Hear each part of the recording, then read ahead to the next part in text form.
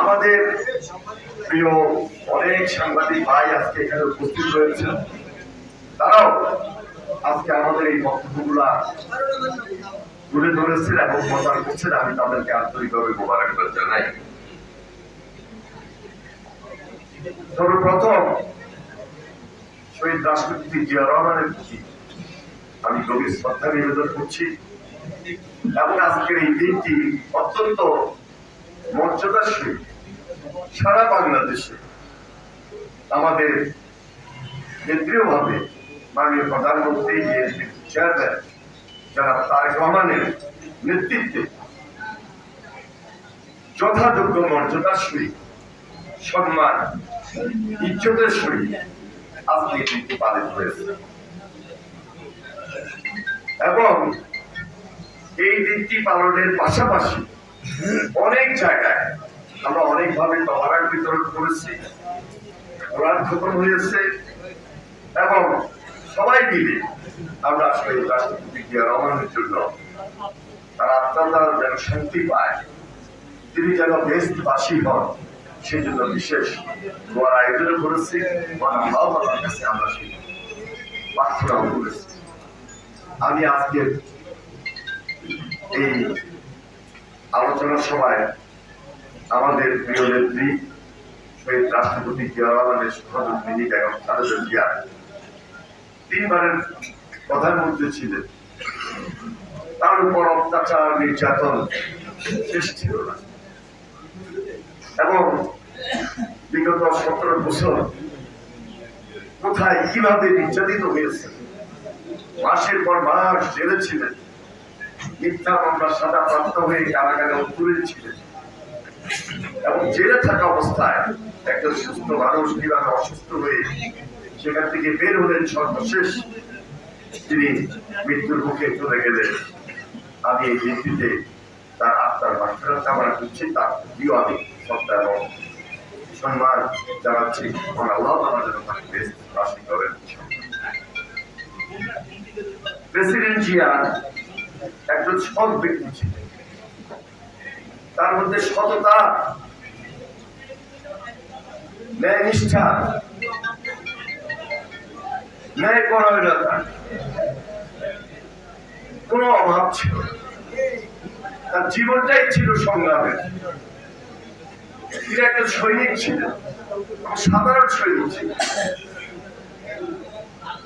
এই সৈনিক একটা দেশের নেতৃত্ব দিবেন, স্বাধীনতার ডাক দিবেন, স্বাধীনতার ঘোষণা দিবেন, একজন সাধারণ সৈনিক থাকা অবস্থায় কেউ কোনোদিন বুঝতে পারে না।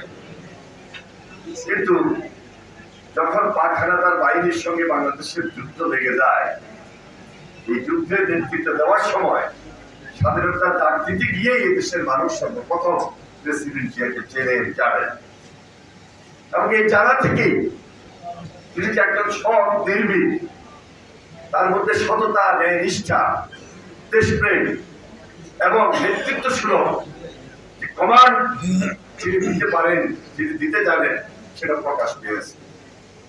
তার যে তীক্ষ্ণ দৃষ্টি, দূরদর্শিতা বারবার প্রমাণ হয়েছে তার এই রাষ্ট্রের দায়িত্ব পালন কালে, মাত্র অল্প কয়েকটা দিন, অল্প কয়েকটা বয়সের মধ্যে মাত্র 3.5 বছর তিনি দেশ শাসন করেছিলেন। চেষ্টা যখন স্বাধীনতার পর বিভক্তি বিভাজন শুরু হলো, এই দেশের মানুষ সেই দুর্ভিক্ষ, দুর্নীতি, দুঃশাসনের মধ্যে পড়েছিল।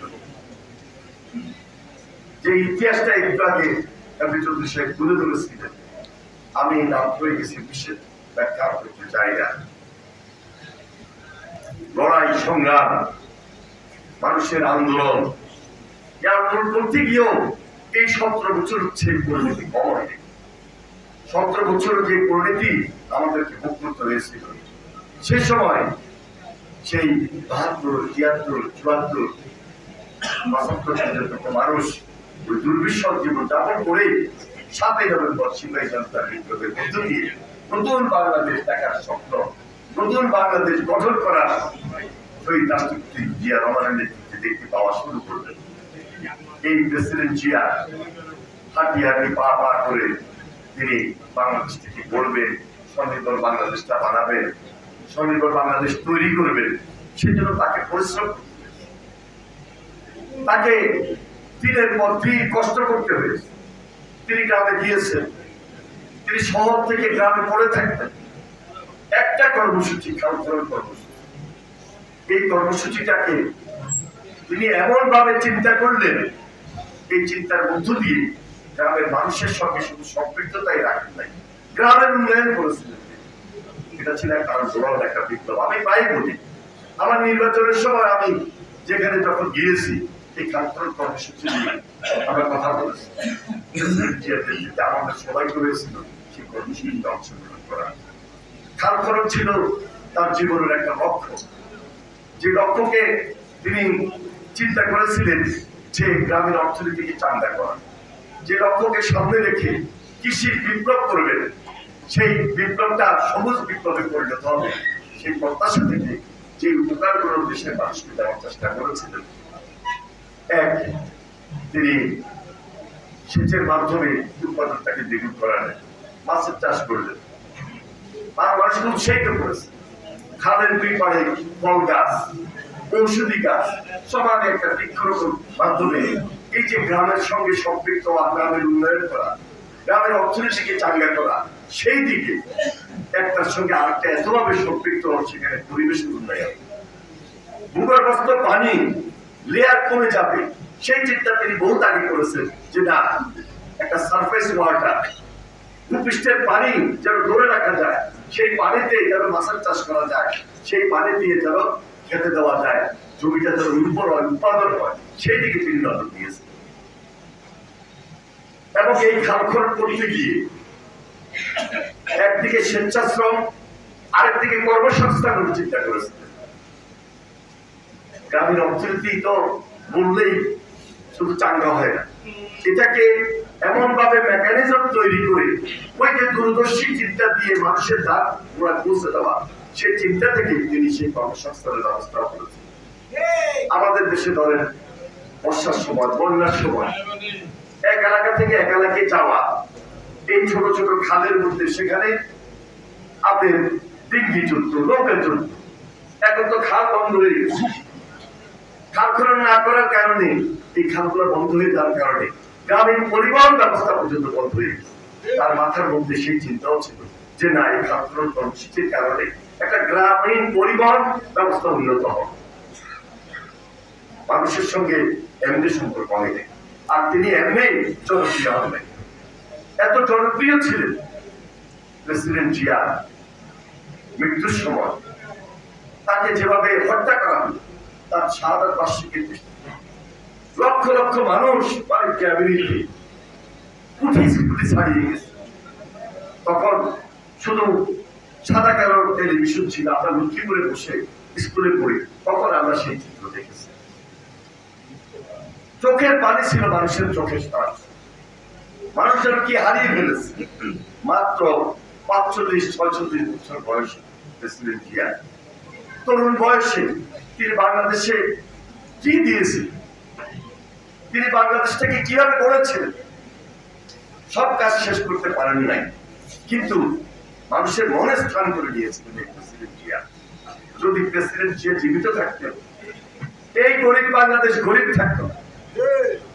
তিনি বাংলাদেশে বসে শুধু বাংলাদেশের কথা চিন্তা করেন নাই, আন্তর্জাতিক ভাবে বিদেশে বসে বাংলাদেশের মানুষ কিভাবে চাকরি করবে, কিভাবে সেখানে কাজ করবে, এই চিন্তাও তার মাথায় ছিল।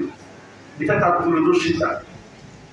বাংলাদেশ থেকে এই যে মানুষ সৌদি আরব যায়, দুবাই যায়, মিডল ইস্টের এমন কোন দেশ নাই যেখানে আমাদের এই দেশের মানুষ নাই। এটা প্রেসিডেন্ট জিয়ার অবদান। আজকে সেখান থেকে লক্ষ লক্ষ কোটি কোটি টাকা বাংলাদেশে থেকে যে টাকাটা আসতেছে, যে রেমিটেন্সটা আসতেছে, আমার গ্রামীণ অর্থনীতি, আমার দেশ অর্থনৈতিক ভাবে স্বাবলম্বী হওয়া, এটা প্রেসিডেন্ট জিয়ার অবদান। ইরাক এবং ইরানে যুদ্ধ হবে, প্রেসিডেন্ট জিয়া আল-কুদস কমিটি গঠন করে এই যুদ্ধ বন্ধ করার ক্ষেত্রে বিশেষ ভূমিকা পালন করেছিলেন। তিনি দেখেছিলেন যে পার্শ্ববর্তী দেশে এই বাংলাদেশে, এই যে বাংলাদেশের 3 সাইডে ভারতের সঙ্গে আমাদের বন্ধুত্ব থাকে, কিন্তু তারা কোনোভাবেই যেন আমাদের এইদিকে এসে এমন কোন প্রভাব বিস্তার না করতে পারে, বা অন্য দেশের সঙ্গে এমন একটা সম্পর্ক থাকবে, বন্ধুত্বের সম্পর্ক, যে কমিটির মাধ্যমে আমাদের সেই অধিকারকে আমরা প্রতিষ্ঠিত করবো। সেই জন্য তিনি সার গ্রহণ করেছেন। একটা দুইটা দেশকে নিয়ে 7টা দেশকে নিয়ে তিনি সার গঠন করে বাংলাদেশের নেতৃত্ব দিয়েছেন, সারকে নেতৃত্ব দিয়েছেন। সৌদি আরবে আজকে যারা হজে আছে, সে হজে যখন যান, তারা যখন ইবাদত করেন, এই কখন নতুনের মধ্যে জিয়াট্রি, নিম গাছ, আরাফাতে জিয়া গাছ, এই যে দেখেন, এগুলো তীক্ষ্ণ দৃষ্টির ব্যাপার, কিন্তু উদ্দেশ্য মহৎ, অনেক বিশাল। একটা নিম গাছ এই দেশ থেকে ওইখানে পাঠাইছে, তাহলে 1000 পাঠাইছে, কিন্তু আজকে হাজার হাজার কোটি কোটি আর কি পরিবার দোয়া তিনি পাইতেছেন। সুতরাং এই জিনিসগুলা চিন্তা ছিল খুব প্রকট। এগুলো প্রেসিডেন্ট জিয়াউর রহমান। আমরা অনেক সময় বিভিন্ন ভাবে অফিস আদালতে তিনি কিভাবে পরিচালনা করতেন, কিভাবে প্রশাসনকে পরিচালনা করতেন, প্রশাসনের দিক নির্দেশনা দিতেন, খাবার টেবিলে কিভাবে খেতেন। তিনি একা খেতেন না, কখন সবাইকে নিয়ে খেতেন, এবং তিনি যেটা খাইতেন সামনের লোকটা সেটা খাইতেছে কিনা, ওই টেবিলের লোকগুলা সেটা খাইতেছে কিনা, পাশের ঘরের লোকগুলা, তার কর্মকর্তা কর্মচারী স্টাফ সবাই সেই খাওয়াটা খাইতেছেন কিনা, এটা তিনি দেখতেন। উচ্চ বিলাসিতা তার মধ্যে ছিল না। তিনি কখনো এই দুইটা আইটেমের বেশি কখনো খেতেন, একদম সিম্পল জীবন যাপন করতেন। যার কারণে প্রেসিডেন্ট জিয়া দেশের মানুষের কাছে হৃদয়ের কোথায়, মনের মধ্যে এত গভীরতার মধ্যে, গভীরতার মাধ্যমে যেভাবে মনটাকে জয় করে নিয়েছিলেন, আমরা পরবর্তীতে এদেশে রাষ্ট্রপ্রধান সেভাবে পাই নাই। বেগম খালেদা জিয়া ওনার সহকর্মী, 9টা বছর ওনাকে আমরা রাজপথে ওনার সঙ্গে থেকে লড়াই করেছি, সংগ্রাম করেছি। 17টা বছর দেশের বেগম খালেদা জিয়া কিভাবে অত্যাচারিত হলেন, কিভাবে নির্যাতিত হলেন, প্রেসিডেন্ট জিয়া সব কাজ তিনি সমাপ্ত করতে পারেন নাই। অনেক কাজ অসমাপ্ত রয়ে গেছে। বাংলাদেশে বিএনপি পরিবার, জিয়া পরিবারের বাহিরে অন্য 8টা পরিবার দেখান, একই পরিবারের 3 জন এই যে রাষ্ট্রের গুরুত্বপূর্ণ দায়িত্বে, একজন প্রধানমন্ত্রী, 2 জন প্রধানমন্ত্রী আর 1 জন রাষ্ট্রপতি ছিলেন। এই দায়িত্বটুকু কেউ নিতে পারেন নাই, কারণ মানুষের কাছে পৌঁছতে পারেন। এটার জন্য দেশপ্রেমিক হইতে হয়, জনবান্ধব হইতে হয়, গণবান্ধব হইতে হয়, যেটা বেগম খালেদা জিয়াও করেছেন। আজকে দেশের বেগম খালেদা জিয়া নাই। তারেক রহমান নির্বাসিত জীবনে ছিল। তারেক রহমান আসার পর লক্ষ লক্ষ মানুষ তার অপেক্ষায় ছিল। মাত্র 3টা কথা বলেছে, নির্বাচনের আগে কথা বলতেছে, 3টা কথা বলেছে। কোন প্রতিহিংসামূলক বক্তব্য রাখেন নাই। ন্যায় পরায়ণতার আলোকে কিভাবে দেশ পরিচালনা করবে সবার সহযোগিতা কামনা করেছে। এবং এই যে মানুষের জন্য খেদমত করা, দায়িত্ব নিয়ে পাশে থাকা, মানুষের উপকারে থাকা, পিতার মতো মায়ের মতো মানুষের পাশে থেকে কাজ করার মজাটুকু সুযোগ দিয়েছে। নির্বাচন হয়েছে, দেশের মানুষ 2/3 ম্যান্ডেট দিয়ে আসলে বিএনপিকে দেশের রাষ্ট্রের ক্ষমতা প্রতিষ্ঠিত করেছে। উনি আগেই বলেছিলেন ভোটটা কঠিন হবে, ভোটটা কঠিন হয়েছে, এবং আমাদেরকে উনি নির্দেশ দিয়েছিলেন যে ঘরে ঘরে মার করতে হবে, বাড়িতে বাড়িতে যেতে হবে।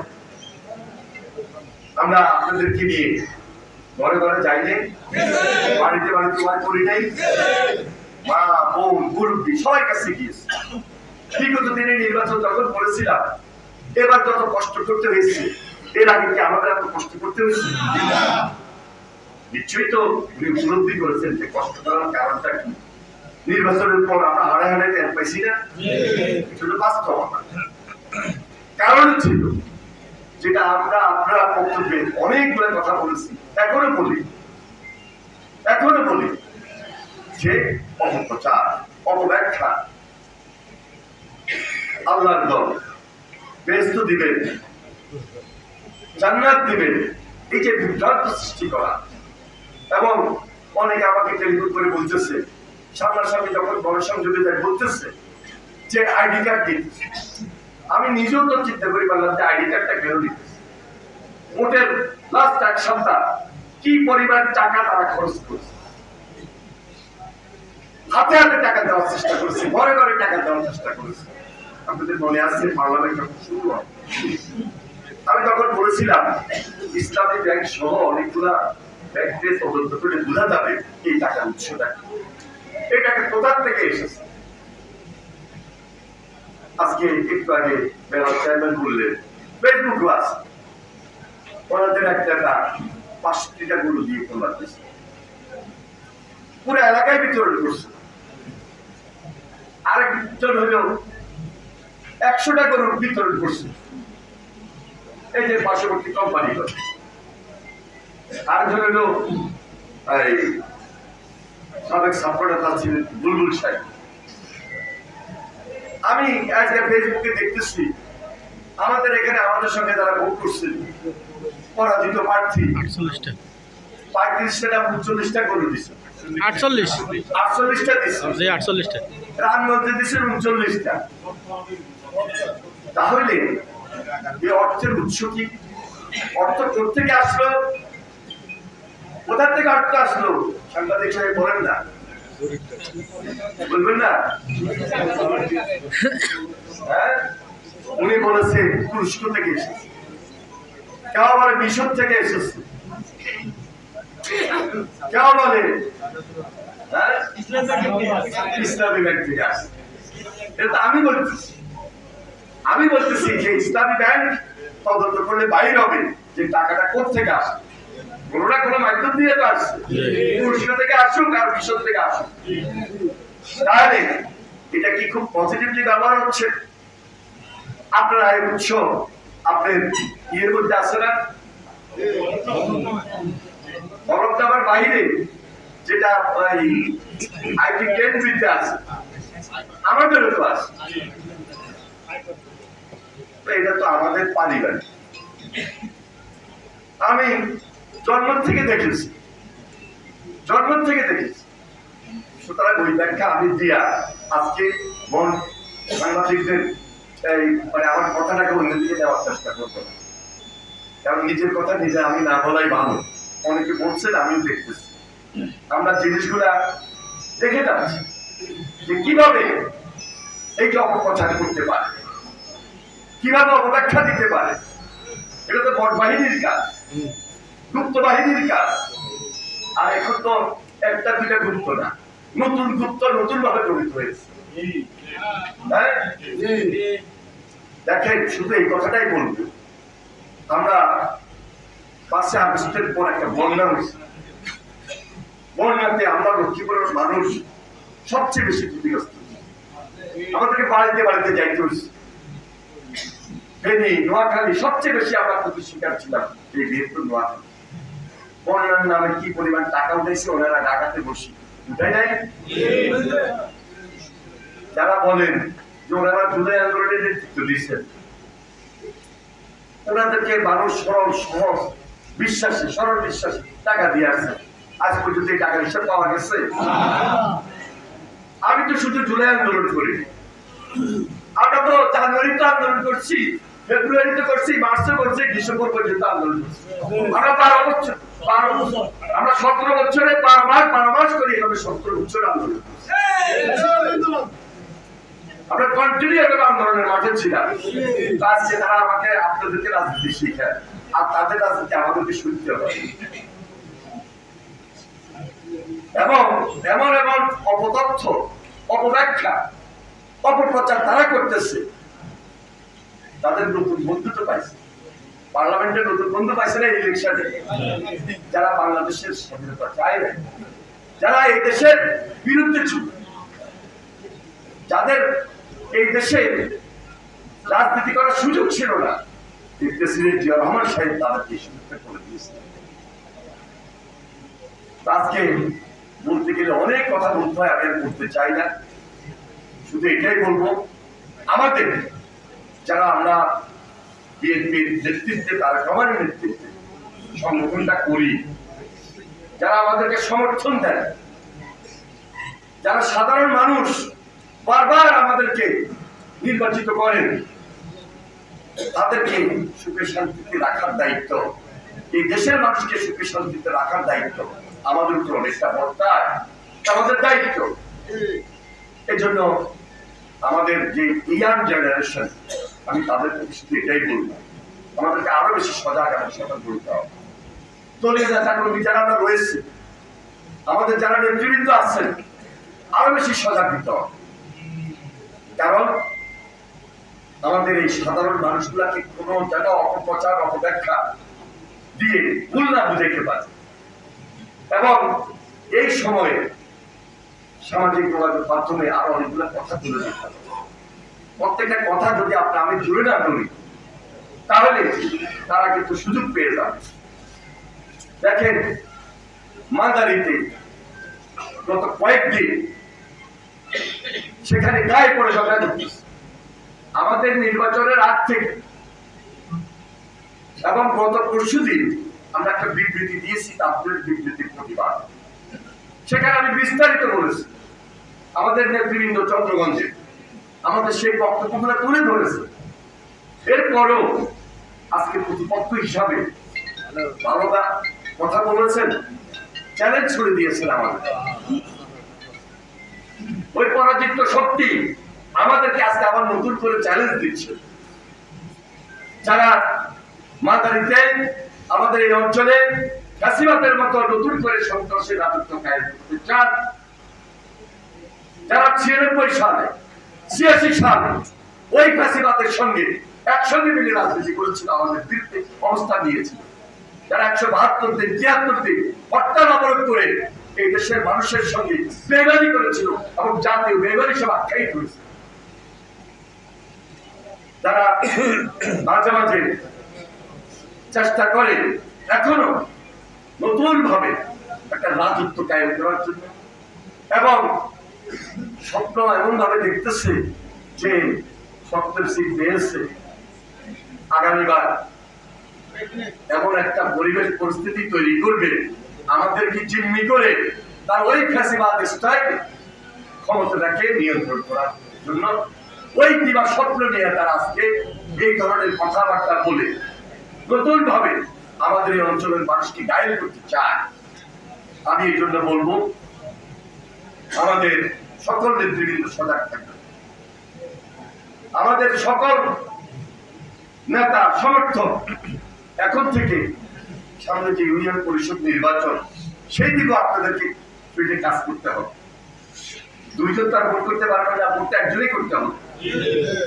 এখন থেকে আপনি যদি প্রস্তুতি না নেন, তাহলে ওই সুযোগ তারা নিতে চাইলেও সুযোগ দেওয়া যাবে না।